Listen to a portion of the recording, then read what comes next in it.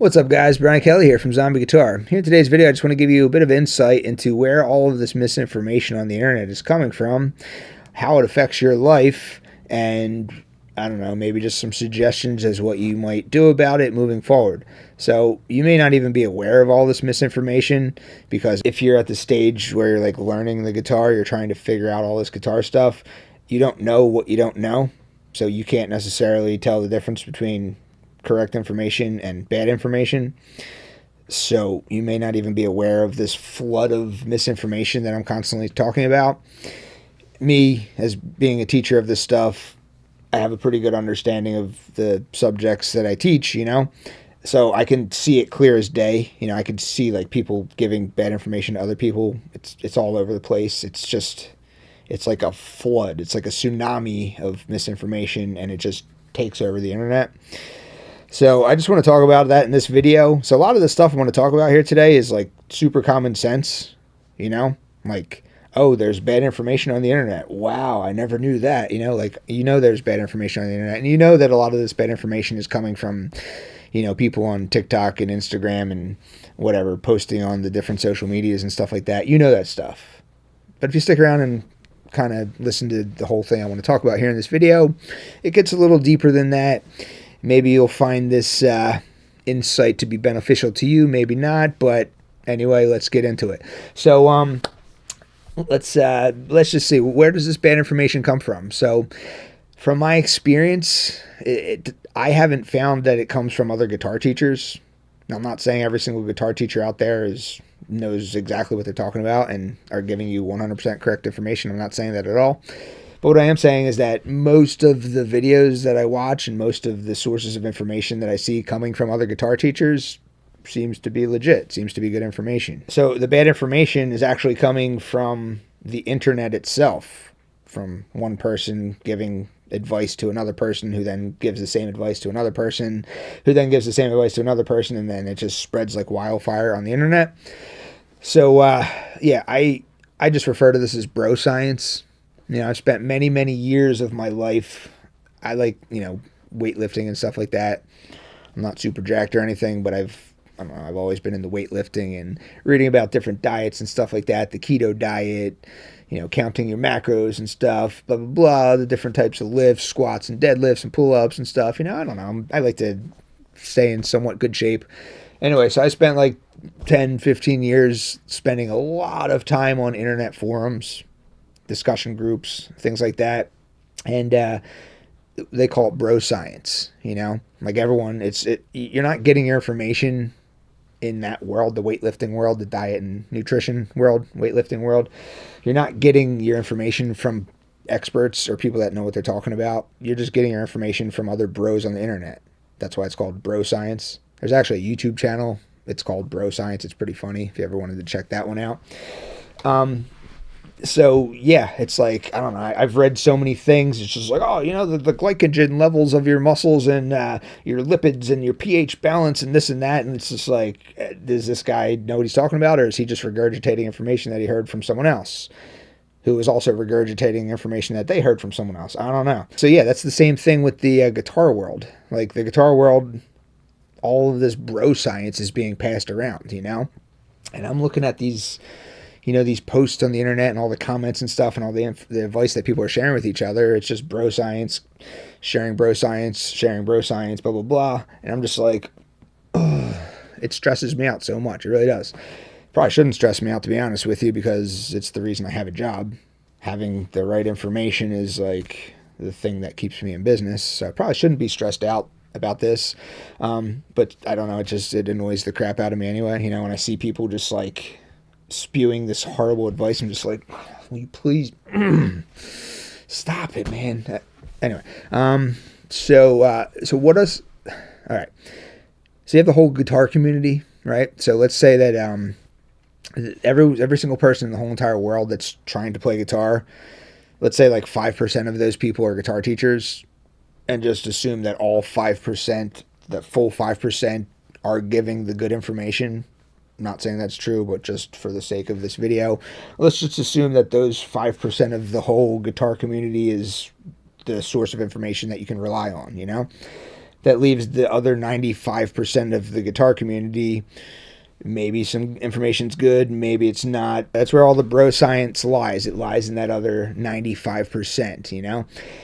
So, of that 95% of people, most of these people, most of the guitar players, assuming they actually are trying to learn the guitar, they're not just trying to learn songs.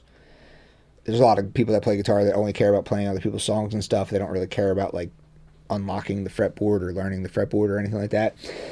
So the people that care about learning the fretboard, learning how to write their own music, learning to understand a little bit of music theory and stuff like that, of those people, I would say like 85% of those people are interested in one very specific goal. Like 85% of all guitar players in that category that are still learning, one single specific goal.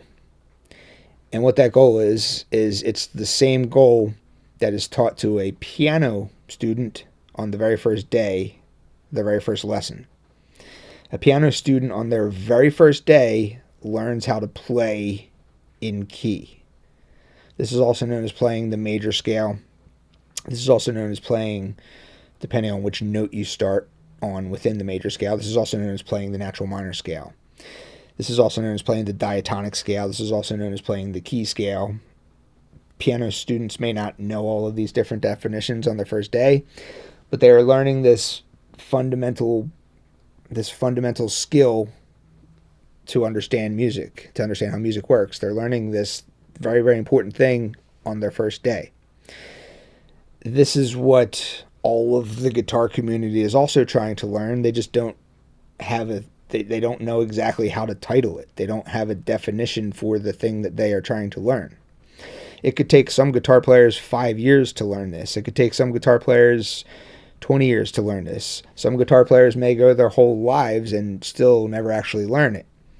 Because on the guitar, it is a monumental task to learn how to do this. On a piano, it's very clear. On a piano, if I want to play in the key of C major, or if I want to play in the key of A minor, that's a relative major-minor pair, which means they both have the same 7 notes as one another. If I want to play in the key of C major, or if I want to play in the key of A minor, all I have to do is play the white keys. So when I'm practicing my C major scales, do, re, mi, fa, sol, la, ti, do, or in 2 octaves, do, re, mi, fa, sol, la, ti, do, re, mi, fa, sol, la, ti, do. You know, when I'm practicing that stuff and I'm just using the white keys, I'm learning the diatonic scale, I'm learning the key scale, I'm learning the major scale, I'm learning the natural minor scale. You just start on a different note, and then it becomes the natural minor scale. I'm learning all of this stuff on day one. Guitar players, we don't quite have it that easy. If we want to play in the key of C major or the key of A minor, it's the same notes, relative major-minor pair. If we want to play in that key, we have to learn this big, giant pattern that you see on the screen. This is the same thing. This is the white notes on the piano. But on the guitar, it's not just as easy as being like, oh, it's just the white notes. On the guitar, it's like, that's a crazy matrix of notes. That's probably going to take some time for me to learn. You know, it's probably going to take me a couple years. And it does. And the way that we learn this big, giant matrix of notes is, instead of just learning just one big pattern, we break it down into smaller patterns, you know? And that's where a lot of this misinformation starts kicking in. And listen, guys, I know if you watch my videos, you've heard me say this before, so this isn't anything new. I just kind of revisit the same topic every once in a while because new people come to my channel and stuff like that, and they haven't heard my whole ranting and raving about this stuff. So I've talked about this stuff before. This is nothing new. Maybe you'll get some more insights if you do continue to watch this whole video and stick around to the end. But anyway, yeah, so they have to learn this big pattern, and in order to learn this big pattern, you generally want to break it down into smaller patterns that connect together with one another. And then once you learn all these smaller patterns that connect together with one another, the end result is you have learned this big pattern. Now, when a guitar player finally does have this, I call it an epiphany or an aha moment, or like, it's like, wow, I get it. I remember the day I had it, and I'll talk about that in a minute. But when guitar players do have this epiphany, they're like, I can play in key. I can play across the whole fretboard, and all the notes that I play sound good. Wow, mind blown, you know? When they discover this, they're like, it's like they just discovered the cure for cancer or something, or It's like God came down from heaven and was like, "Oh, here's everything you've ever needed." Like it's like it's the most amazing thing in the entire world when a guitar player discovers this. Piano players, they learn this on the very first day. Very first day, they're learning this stuff. Guitar players, I mean, I guess if you're taking, private lessons with someone and they're really, I don't know, going through the music theory bit of things, maybe you might learn that on the guitar the first day. I don't know. No guitar teachers that I've ever had taught me that on the first day. So a lot of times with guitar players, it's like they don't have that aha moment. They don't have that epiphany. They don't have that, oh, this big pattern. If I play this big pattern, even if I'm connecting it together with smaller patterns, if I do this, it allows me to play in key. And that realization may not come to them for like 5 years sometimes, I was playing guitar for about 5 years when I finally had the realization.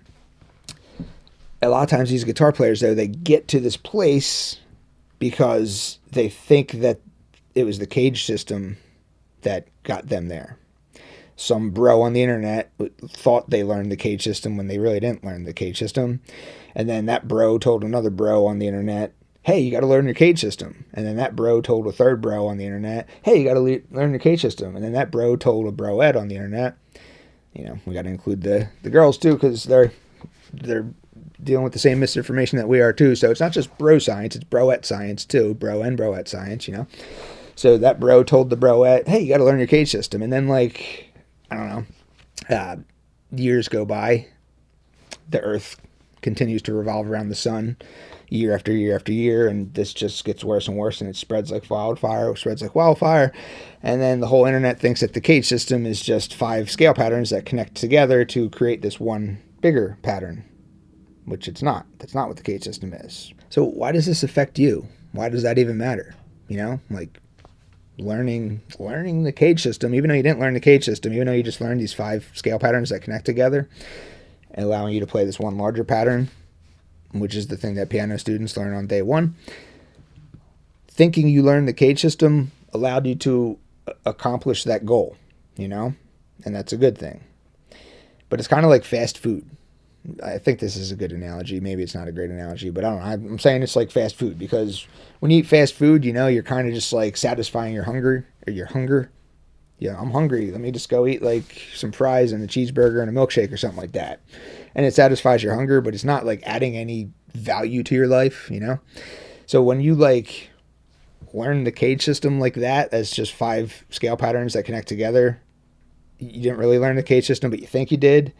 But it was enough to just accomplish that goal, And that goal for a lot of guitar players is like this mind-blowing thing. You're like, oh my God, I could play across the whole fretboard. I could play in key. Oh my God, this is amazing. And then you get so excited about it, and then you tell your friends about it. You're like, dude, the cage system, the thing we've been looking for years. The answer is the cage system. Oh my God. And then they get all excited. And no one has even learned the cage system at all, blah, blah, blah. So you go your whole life beyond that point thinking that you have learned the cage system, and then many years down the road you're gonna come to another point in your guitar playing where you're like, everything I play sounds exactly the same. All of my leads sound the same. All of my licks and phrases sound the same.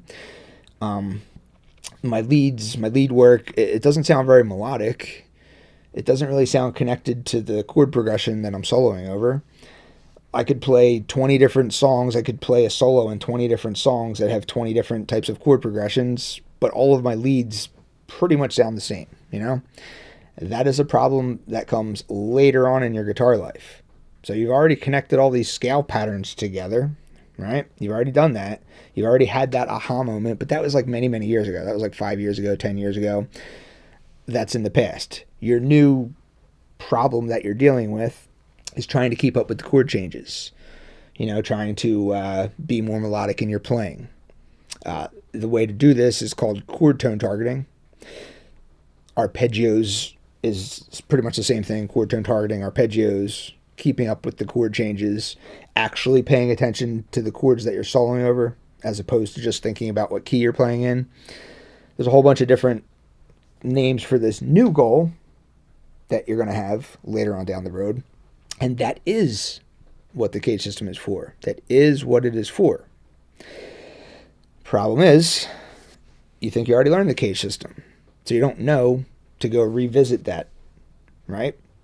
10 years ago, you learned the cage system because some bro on the internet said, hey, bro, learn your cage system. That'll allow you to connect scale patterns together and solo over the fretboard. And you're like, oh, awesome, man. And then you go and you learn the cage system, and then you accomplish that goal. And then you're like, wow, the cage system's awesome. And then you think you know the cage system, and then you go about your life telling other people to learn the cage system, even though not one single person involved in any of this has ever even touched the cage system at all. Yeah, so that's a problem. So point being is I don't want people to waste their time, really, because it's like I'm trying to show you, like, you have these goals in guitar. You want to learn how to play guitar better. It's like I know where you're at based on the questions people ask me. If people ask me a question or send me an email, like, I can tell pretty much instantly, like, exactly where they're at, and I can direct them to the specific videos they should watch for where they're at their particular point in the guitar journey. I generally don't want people wasting their time. Not generally, I just don't want people wasting their time learning things like the cage system when they're not ready for it yet, you know? So this is like, if you're listening to bro science and you've just got a guitar like a couple weeks ago, or maybe like a couple months ago or something, and your goal is the same goal as every other guitar player within the first 5 years, which is to learn how to play the diatonic scale across the entire fretboard, that one big pattern. If that's your goal, and then you start looking into things such as the cage system, you're wasting your time, because the cage system is not for that goal, you know? Another one is modes. Like, so instead of breaking that one big pattern down into 5 patterns, which people say, oh, that's the cage system. You have the C pattern, the A pattern, the G pattern, the E pattern, the D pattern. 5 patterns. They all connect together. Again, not the cage system. It's the same thing with modes. Modes is just like, the whole internet is just like, modes. Gotta learn your modes. Oh, you just got a guitar last week? Learn your modes, bro. Learn your modes. Modes. It's the same thing, you know? Again, the misconception surrounding modes is when you break that one big giant pattern down, instead of breaking it down into 5 patterns, which is what people call the cage system, they break it down into 7 patterns, and they're like, oh, that's modes. So you break this one big giant diatonic scale pattern into 5 patterns, that's the cage system. You break it down into 7 patterns, that's modes. You see people asking questions like that all the time. We're like, what should I learn first? Should I learn modes or the cage system first? And then people will start answering. They're like, oh, you should learn modes first. Modes is better. No, you should learn cage system. Like, what are you guys even arguing about? You know, like, modes or the cage, like, your goal is not any of that stuff. And modes is even more of a confusing topic if your goal is just to learn the diatonic scale pattern. If your goal is to just learn the thing that piano students learn on their first day, which is to just learn how to play in key. If that's your goal, and you think modes is the answer, you're going to go down a rabbit hole, and it's going to take you a long time, and it's going to waste a lot of time. It could potentially waste years of your life, and then you're still going to be confused. You're going to be like, okay, I sort of understand modes, but what do I do with these things, you know? How do I actually use them? You know, like, I'm trying to tell you, like, right from the start, like, just don't waste your time on that. I could tell based on the questions that people ask me, I'm like, okay, I see what you're trying to do. You're trying to connect diatonic scale patterns together for the purpose of being able to play in key. You can then play in key. You can play in major keys. You can play in minor keys. You can also play in any other mode of the major scale. I don't want to really talk too much about modes in this video because I don't want to send people down a rabbit hole of confusion. Rabbit hole of confusion. I don't want to send people down a rabbit hole of confusion. Okay. But yeah, so those are the 2 big things. It's like, learn your modes, bro. Learn the cage system. Blah, blah, blah, blah, you know, and you're wasting your time if you're not there yet. The cage system is for people that are trying to keep up with the chord changes, for people that are trying to learn how to chord tone target, for people that are learning how to play arpeggios. Once you are beyond the point where you have learned how to solo up and down the fretboard in key, you know all your scale patterns, you know how to connect your scale patterns together, you've got that down, that's good, cool. Now we move on to the cage system. All right, that first thing, connecting all the scale patterns, that's layer 1. If you want to look up videos on layer 1 and layer 2, I have a bunch of them on YouTube. Check them out. On the Zombie Guitar website, I have a whole section. It's called layer 1. And then a whole other section, layer 2. Anything regarding the cage system is going to be found in the layer 2 section, because layer 2 comes after layer 1. This is guitar players have already been playing for several years. They're like, all my leads sound the same. I can shred up and down the guitar in any key super fast. I know how to connect these scale patterns together. But man, I just can't keep up with those chord changes. You know, my playing is not sounding melodic. My playing is not, it's just not connecting with the rhythm section. Enter the world of the cage system. Now it's time for the cage system. All right. And then modes. Who are modes for? Modes is for if you are an experienced songwriter and you're looking for ways to just kind of create more interesting songs, different sounds, different vibes, different feels and stuff like that, different feelings and stuff. And I say experienced songwriters. Like if you're new to writing songs, then don't even worry about modes, because modes is a much more advanced topic. So experienced songwriters and experienced jazz players. Are you an experienced jazz player, or are you just someone that got a guitar, let's say a year ago, and you know how to play the pentatonic scale in position number 1, and now you're trying to expand your soloing range a little bit beyond just that one pattern? You're trying to play more of the fretboard. Is that you? Then you don't need modes. Are you an experienced jazz player that has been playing for 15 years and has a very, very solid grasp of music theory and how it works? Then yes, modes were probably for you then, all right? The internet will lead you to believe that you got to learn your modes, man. What are you trying to do? Oh, you just got a guitar last week. Learn your modes, bro.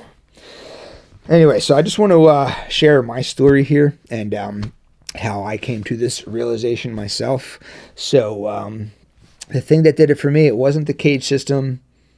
It was sort of modes, but I'll talk about that in a second. The thing for me was when I learned about the relative major-minor concept. That was when I had my aha moment, my mind-blowing epiphany. Like, oh, how did I not realize this? I was about 14 years old at the time, maybe 14, maybe 15 at the time. And once I learned about the relative major-minor concept, that's when it all changed for me. Let me grab my guitar. All right, so my big aha moment, my big epiphany was, like I said, when I learned about the relative major-minor concept. How did that happen for me? I learned that A minor and C major are relative major-minor pair. That means they share the same notes as one another. That means the A minor scale, or the A natural minor scale to be more specific, and the C major scale have the exact same notes in them. So I knew this pattern since I was like 12. Like, I've known that pattern since I was 12. That was like one of the very first diatonic scale patterns I've ever learned. Now remember, the diatonic scale, the ultimate goal of a lot of guitar players within their first 5 years, to play the diatonic scale across the entire fretboard and not just in one box pattern. So I always knew this box pattern. I also always knew this pattern as well. Not always knew, but I'm saying like since I was like 12, like I learned those two patterns like very, very early in my guitar lesson taking. I had a few different guitar teachers in my life, and when I was like 11, I learned those two patterns, or 12 or something. So this was the A minor scale, and this was the C major scale.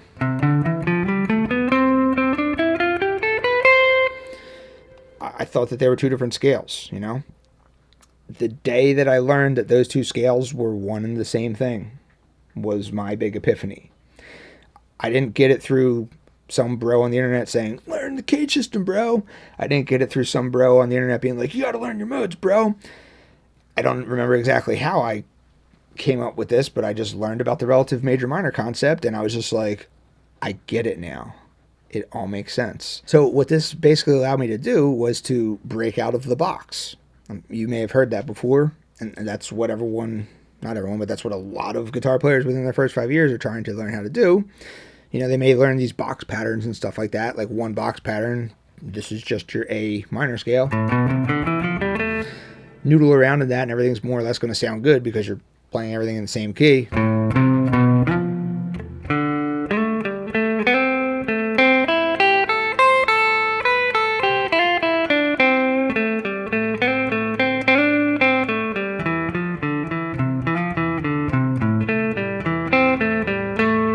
Just playing notes at complete random. And they all kind of work together because everything's in the same key, right? So taking the idea of everything being in the same key and all the notes working together and sounding good together, but taking that same idea and expanding to a larger region of the fretboard to do so, that's what that allowed me to do. I'm like,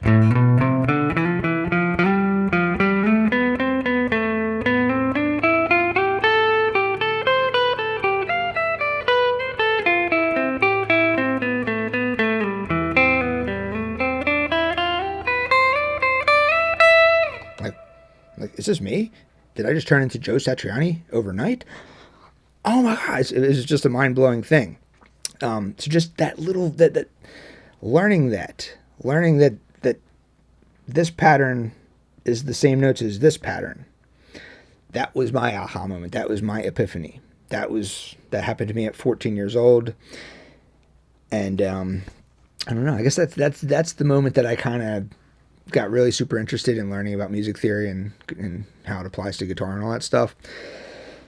But the thing was, like, after I learned about that, I went home to the internet because I was like, oh, like, I'm onto something here. I'm onto something. These patterns connect. And bro science led me to learn your modes, bro, you know? So I'm like, learn my modes. What are my modes? What are modes? What are my modes? Modes. I got all excited. I'm like, modes is the answer. It's what I'm 14 years old. I've already been at this guitar thing for 3 or 4 years, you know? I'm like, modes, that's what I've been looking for, man. Modes. Ah. So I go and I look at modes, and there's all these sites on the internet and all these things about how to learn your modes. And they're like, okay, pattern 1, man. This is your pattern 1. This is mode 1. Here's your Ionian mode. That's the Ionian mode. This is the Dorian mode. This is the Phrygian mode. Oops. This is the Lydian mode. Oh my God, I'm onto something. I thought these modes, man, these patterns, they connect together. So I'm like shaking in excitement, man. I'm like, I just figured out the cure for cancer, man. So I call my buddy up. You know, my buddy, we talk about everything. We play guitars together all the time. Constantly trying to figure out this fretboard, you know?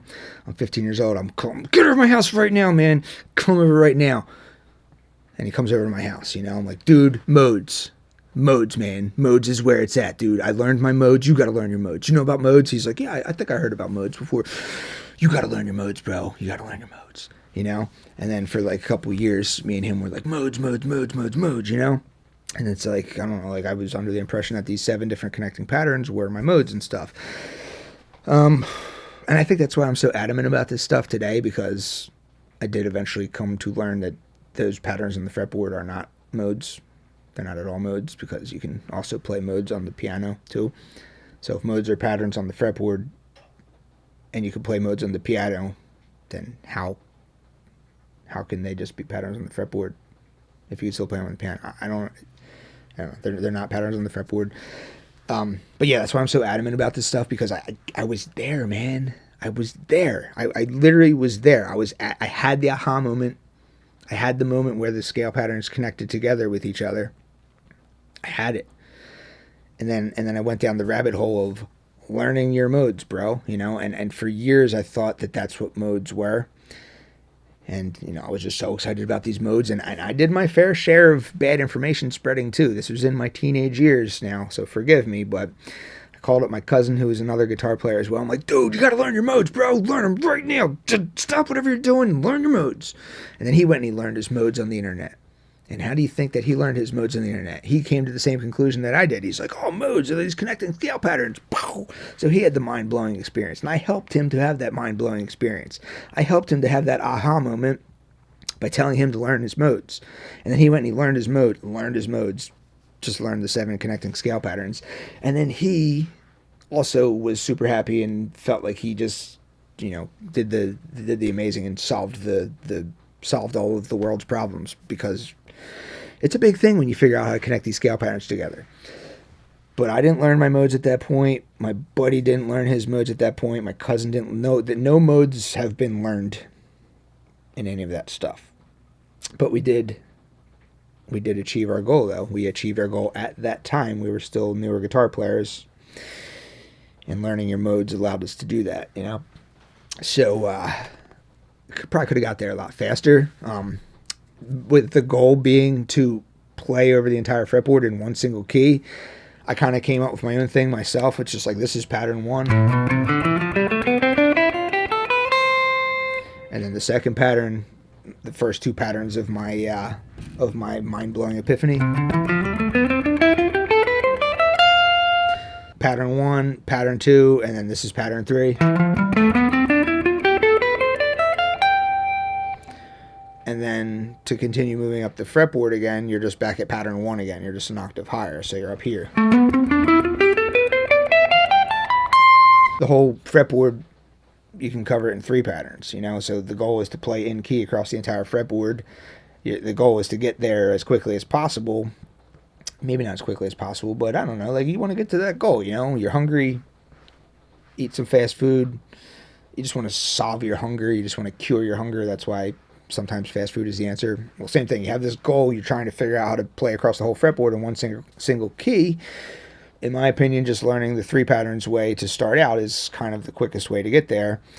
But you don't ever hear people talk about that. You don't hear the 3 patterns thing talked about on the internet, you know, because there's nothing to confuse it with. Everyone's like, oh, you got to learn the cage system, bro. And really, they're just talking about the 5 pattern method. Or they're like, oh, you got to learn your modes, bro. And really, they're just talking about 7 patterns that connect together. No cage, no modes has ever even entered the picture. But no one ever talks about the 3 pattern method because there's nothing to confuse it with. Gets confused with caged. Gets confused with modes. Nothing to confuse it with, so no one talks about it. But we're just still doing the same thing. We're just mapping out the fretboard. Hopefully you can understand my frustration with all this stuff. It's like when you see it, you're just like, no. The whole internet is, no, guys, stop it. Stop it, you know? So that's the tsunami of bad information, and that's where it comes from. So hopefully you guys, hopefully you don't end up wasting too much time, you know? You can definitely waste a lot of time kind of going down the wrong rabbit holes and things like that. So anyway, that's my rant for today. Thank you for watching. See you next time.